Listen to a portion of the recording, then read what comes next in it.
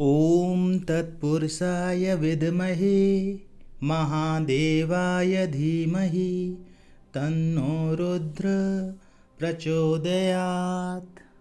ओम नमो नारायण। ओम नमो भगवते वासुदेवाय। जय श्री कृष्ण। राधे राधे। जय माता दी। हर हर महादेव। जय भोलेनाथ। जब वैदिक काल से चला आ रहा है, अब कलयुग चल रहा है। पहले ऋषि मुनि हजारों वर्षों तक तपस्या किया करते थे। उसके बाद उन्हें मंत्र की सिद्धि मिलती थी, पूर्ण सिद्धि मिलती थी। मंत्र से संबंधित देवी देवता प्रकट होते थे और वरदान मांगने को कहते थे। तो सिद्धि उसे ही कहते हैं जब आपको उस मंत्र से जैसा चाहें वैसा व्यवहार करवा पाएँ। अगर आप चाहते हैं जीवन में ऐसा परिवर्तित हो जाए तो सच में परिवर्तन होना चाहिए। अगर आप चाहते हैं कि आपके जीवन में होने वाले घटनाएं आपको पहले ही पता चल जाएं, तो आपको पता चलनी चाहिए, तभी उसे सिद्धि माना जाएगा। सिद्धि एक बहुत बड़ी बात हो जाती है। इतनी आसान भी नहीं है जितना कि इसे शब्दों में व्याख्या की जाए। सिद्धि बहुत बड़ी चीज़ होती है, क्योंकि उसके लिए बहुत तपस्या करनी पड़ती है।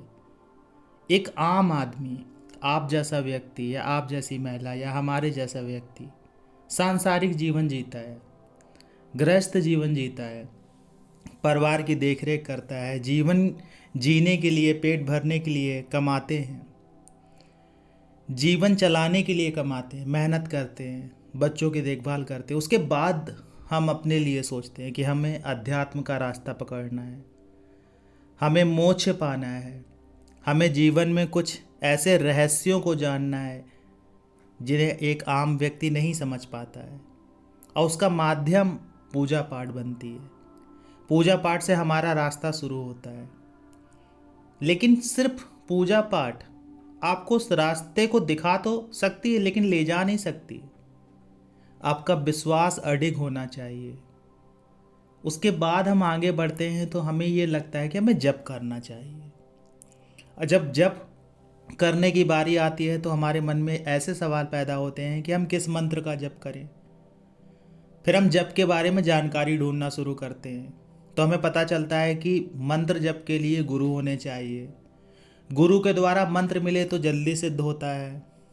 फिर मन में ये भी सवाल आता है कि गुरु हमें सही मिलेंगे कि नहीं मिलेंगे, कि हमारी पहचान गुरु से कैसे होगी, क्योंकि ये आपके कर्मों पर निर्भर करता है। अगर आपके कर्म अच्छे हैं तो आपको सच में अच्छा गुरु मिल जाएगा, और आपके अगर कर्म अच्छे नहीं हैं तो आपको अच्छा गुरु मिलना बहुत मुश्किल है। पहले जैसा समय नहीं है कि चलते फिरते कोई ऋषि मुनि मिले और आपको आशीर्वाद दे दिया कि जाओ तुम्हारा ऐसा हो जाएगा वैसा हो जाएगा, बहुत सारी चीज़ें आपके जीवन में घटित होने लगे। आज के समय में ऐसा नहीं है। आज के समय में बहुत सारे बहुरूपी हैं जो आपके कर्मों के अनुसार ही आपको मिलेंगे। ऐसा नहीं है कि अच्छे गुरु नहीं हैं, अच्छे गुरु हैं, लेकिन वो ऐसे चलते फिरते हर जगह आपको नहीं मिलेंगे। एकांत में रहते हैं, उन्हें सांसारिक मोह नहीं है, सांसारिक मोह माया नहीं है। और ऐसे गुरु अपने हर व्यक्ति को शिष्य भी नहीं बनाते हैं कि कोई भी चला जाए उसको शिष्य बना ले। तो गुरु की तलाश करना हम शुरू कर देते हैं।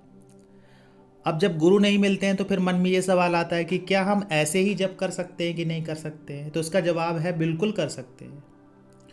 आपको जो भी गुरु, आध्यात्मिक गुरु पसंद आते हो, अच्छे लगते हो, जिनकी बातें आपके हृदय को छू जाती हो, उन्हें मन ही मन अपना गुरु मान लीजिए। जब कोई ना मिले तो भगवान भोलेनाथ को उनको अपना गुरु मान लीजिए। भोलेनाथ से ही सारे मंत्रों की उत्पत्ति हुई है। अगर आप उन्हें गुरु मानते हैं तो आपके मंत्र निश्चित मान लीजिए कि सिद्ध होंगे। मंत्र सिद्ध करने के लिए जप एक माध्यम है, और जप करने के लिए माला एक माध्यम है। माला एक तरह से कारक का कार्य करती है। कहने का अर्थ यह है कि आपको उलझाए रखती है मंत्र जप में। अगर आप माला के बिना करेंगे तो आपके मन के भटकने का जो चांस है बहुत बढ़ जाता है। और माला से करने का अर्थ ये होता है कि एक साइकिल होता है पूरा, उस साइकिल को पूरा करने के लिए उतने जप करने पड़ते, तब एक साइकिल पूरा होता है। सारे नक्षत्रों के 4-4 चरण होते हैं, उनको सबको एक एक मंत्र जाता है। उसके बाद आपका एक माला कंप्लीट होती है। तो वो जप का एक साइकिल आप पूरा करेंगे तो जप का प्रभाव अलग से बढ़ता है। करने को तो आप ऐसे भी कर सकते हैं कि आप ध्यान में बैठ जाइए और मन ही मन मानसिक जप करिए। जरूरी नहीं है कि माला, लेकिन उसमें समय निश्चित होना चाहिए। आधा घंटा, 1 घंटा, 2 घंटा, 15 मिनट, 10 मिनट, 5 मिनट, जितना आपका सामर्थ्य है उसका भी फल मिलता है। अब माला से जप करने से क्या होता है कि कई लोग माला में उलझे रह जाते हैं, गिनती में ही फंसे रहते हैं, जल्दी हो जाए, इतना जप कर लें, 1.25 लाख कर लें, 1.25 करोड़ कर लें, इतना कर लें, उतना कर लें। तो ऐसे में क्या होता है, गिनती तो पूरी पूरी हो जाती है, लेकिन जप का प्रभाव उतना नहीं मिलता है जितना हमने सोचा था। अब जब जप करने लगे, हमें मंत्र मिल गया, मंत्र गुरु नहीं हुए तो हमने कहीं नेट से देख लिया, या कोई मंत्र नहीं मिला तो भगवान भोलेनाथ का ही जप शुरू कर दिया, ओम नमः शिवाय। एकदम सही बात है। जब आपको कोई मंत्र ना मिले, जब आपको कोई गुरु ना मिले, भोलेनाथ को गुरु बनाइए और ओम नमः शिवाय का जप करना शुरू कर दीजिए। और ये जप किसी के कहने पे अगर आप शुरू कर रहे हैं, जैसे मान लीजिए मेरे कहने पे शुरू कर रहे हैं या किसी और के कहने पे शुरू कर रहे हैं, तो एक तरह से वो आपके गुरु का ही कार्य करता है। जो आपको शिक्षा दे रहा है, जो आपको ज्ञान दे रहा है, वो आपका गुरु ही है। मार्गदर्शक भी आप मान सकते हो उन्हें। तो उन्हें गुरु मान के आप जप शुरू कर दीजिए। जब आप जप करना शुरू करेंगे तो जप की ऊर्जा बढ़ना शुरू हो जाएगी। भगवान भोलेनाथ मन के कारक हैं। ओम नमः शिवाय भी आपके मन को इतना मजबूत कर देगा, मन को इतना कंट्रोल करना शुरू कर देगा कि आपके अंदर अलग से विचार आना बंद हो जाएंगे। आपका मन ध्यान में जाना शुरू हो जाएगा। ध्यान का अर्थ ये होता है कि आप एकाग्र होना शुरू हो जाएंगे, मन से भटकेंगे नहीं। आप मंत्र में एकाग्रता आपकी आना शुरू हो जाएगी, कंसंट्रेशन आपका बढ़ना शुरू हो जाएगा, आप भोलेनाथ में रमना शुरू हो जाएंगे। मंत्र जप जो व्यक्ति करते हैं उन्हें कई चीज़ों का विशेष ध्यान रखना चाहिए। अगर किसी गुरु से पूछेंगे, या पहले जो महर्षि होते थे जो तपस्या करते थे, उनसे अगर उनकी राय लेंगे या उनके इतिहास को पढ़ेंगे, तो बहुत सारे नियम हैं जो मंत्र जप के समय आपको निभाने चाहिए या करने चाहिए। संकल्प भी ऐसा होता है। संकल्प में चीज़ें कही जाती हैं कि हम ऐसा ऐसा जप करेंगे, इतने दिन करेंगे, इतनी माला रोज करेंगे, भूमि शयन करेंगे, ब्रह्मचर्य का पालन करेंगे। तो ये सारी चीज़ संकल्प में कही जाती हैं, और कहीं ना कहीं हमारा संकल्प टूट ही जाता है। आपने देखा हो, क्योंकि सांसारिक जीवन ऐसा है, पारिवारिक जीवन ऐसा है, समय ऐसा चल रहा होता है, कहीं आना पड़ता है, कहीं जाना पड़ता है, कभी कुछ काम है, कभी कुछ काम है, तो हमारा संकल्प कहीं ना कहीं टूट जाता है। महिलाएं हैं, उनका संकल्प भी कहीं ना कहीं टूट जाता है। उसके कई और भी कारण हो सकते हैं, उनकी और भी अलग अलग समस्याएं होती हैं, और आप सब समझ भी रहे होंगे कि कौन सी समस्याएं होती हैं। कभी कभी ऐसा भी होता है कि जब हम जप कर रहे होते हैं तो हमारा संकल्प नकारात्मकता के कारण टूट जाता है, लेकिन वो आज का विषय नहीं है, उसके बारे में और कभी बात करेंगे। आज का विषय है कि मंत्र और उसकी सिद्धि कैसे मिले। देखिए, मंत्र जप अगर आप कर रहे हैं तो निश्चित मान लीजिए कि आपको मन से एकदम पवित्र बनना पड़ेगा। आपके विचार पवित्र होने चाहिए, आपके अंदर लोगों के प्रति एक अच्छा भाव होना चाहिए। आप बेईमानी नहीं कर सकते। अगर आप बेईमानी कर रहे हैं और जप कर रहे हैं तो उल्टा ही प्रभाव पड़ेगा। आप झूठ बोल रहे हैं, लोगों का बुरा कर रहे हैं, तो आपके ऊपर उल्टा प्रभाव पड़ेगा। आप अपने काम में मक्कारी कर रहे हैं तो आपके ऊपर उल्टा प्रभाव पड़ेगा। आप दूसरों को गिराने के चक्कर में लगे हैं तो आपके ऊपर उल्टा प्रभाव पड़ेगा। शरीर की पवित्रता, तन की पवित्रता, मन की पवित्रता बहुत ज़रूरी है। विचारों की पवित्रता बहुत ज़रूरी है। ब्रह्मचर्य का अर्थ ये नहीं होता है कि आप पति के साथ कुछ नहीं कर सकते, आप पत्नी के साथ कुछ नहीं कर सकते, या किसी महिला पुरुष आपस में संबंध नहीं बना सकते। ब्रह्मचर्य का अर्थ होता है कि आप मन से भी ब्रह्मचर्य का पालन करें। ऐसा नहीं है कि जप कर रहे हैं और मन में बुरे ख्याल चल रहे हैं, किसी को देख रहे हैं तो आपके मन के विचार बदले जा रहे हैं। मन पे भी आपको काबू पाना पड़ेगा। भूमि शयन होता है, लोग भूमि में सोते हैं जो लोग जप करते हैं, कहीं आते जाते नहीं, किसी घर का नहीं खाते हैं। बहुत सारे लोग ऐसे भी मिलेंगे जो लहसुन प्याज नहीं खाते, क्योंकि ये तामसिक चीज़ों में गिना जाता है। और तामसिक चीज़ें इसलिए नहीं खाई जाती हैं क्योंकि कहीं ना कहीं आपके मन को भटका देती हैं, आपके विचारों को भटका देती हैं। आपके विचार तामसिक होना शुरू हो जाते हैं, और जब तामसिक हो जाएंगे तो आप जप में कैसे ध्यान लगाएंगे? आपका दिमाग, आपका मन तो वहीं भटकना शुरू हो जाएगा। इसलिए लहसुन प्याज के लिए मना किया जाता है। जहर नहीं है वो भी एक तरह की वनस्पति है, सब्जी ही है, उसको गलत मत समझिए, वो मांस नहीं है। लेकिन मना सिर्फ इसीलिए किया जाता है कि आपके विचार वैसे ना हो, तामसिक विचारों में आप ना चले जाएं। मंत्र जप में कुछ गिनतियां होती हैं। कोई भी मंत्र जब आप 1.25 लाख तक जप कर लेते हैं तब उसमें थोड़ी थोड़ी ऊर्जा आपको महसूस होना शुरू होगी। अब कुछ लोग सोचते हैं कि ऊर्जा क्या होती है। एक पेड़ को उखाड़िए, पेड़ को उखाड़ने के बाद पेड़ ऐसा तो है नहीं कि लगातार पानी ले रहा था ज़मीन से, उखाड़ते ही वो तुरंत थोड़ी देर में देखिएगा मुरझा जाएगा। आप उसको दोबारा गाड़ दीजिए, हो सकता है 1-2 दिन बाद फिर से वो हरा हो जाए, फिर से उसकी पत्तियां टाइट हो जाएं। तो मुरझा क्यों गया? इसका मतलब कहीं ना कहीं उसमें कोई तो एक ऐसी एनर्जी थी जो निकल गई, या कोई ना कोई ऊर्जा थी जो निकल गई। ऐसे ही आपके अंदर भी ऊर्जा है, जिसे प्राण ऊर्जा कहते हैं, जीवात्मा कहते हैं। तो जब आप जप करते हैं तो ऊर्जा बढ़ती है उस जीवात्मा की। ऑरा के चक्कर में मत फंसिए, आभा मंडल के चक्कर में मत फंसिए कि आपका ऑरा ऐसा दिख रहा है तो आपके अंदर ये शक्ति है, आपके अंदर वो शक्ति है। आप इसी में उलझे रह जाएंगे। है कुछ नहीं, लेकिन बस यही सोचते रह जाएंगे, मेरे पास तो इसकी शक्ति है, मेरे पास तो उसकी शक्ति है। फिर कार्य क्यों नहीं कर रही है? शक्तियां तो बहुत है, कार्य क्यों नहीं कर रही? आपके कार्य क्यों नहीं बन रहे हैं? क्यों आप जीवन में दुखी हैं? सारे काम आपके बिगड़ते जा रहे हैं, आप जैसा सोचते हैं वैसा हो नहीं पा रहा है। शक्तियां तो सब दिख रही हैं, आप खुद सोचिए। तो इस ऑरा के भ्रम से आपको बाहर निकलना पड़ेगा।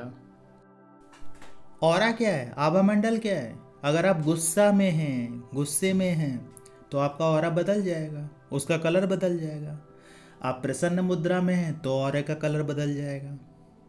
आप जप करके उठे हैं, आपने जप किया है तो ऑरे का कलर बदल जाएगा। कोई आपका दिमाग खराब कर दे तो ऑरे का कलर बदल जाएगा। आपके अंदर वासना का गुण आ जाए तो ऑरा का कलर बदल जाएगा। तो ऑरा तो आप पे डिपेंड कर रहा है कि आपकी जीवात्मा पैदा क्या कर रही है, उसी पे डिपेंड करता है आपका ऑरा। उसको बार बार देखने की, चेक करने की आवश्यकता नहीं है। आपके मन के अंदर चीज़ें होनी चाहिए। आपके मन के अंदर ये होना चाहिए कि आपको ईमानदार रहना है।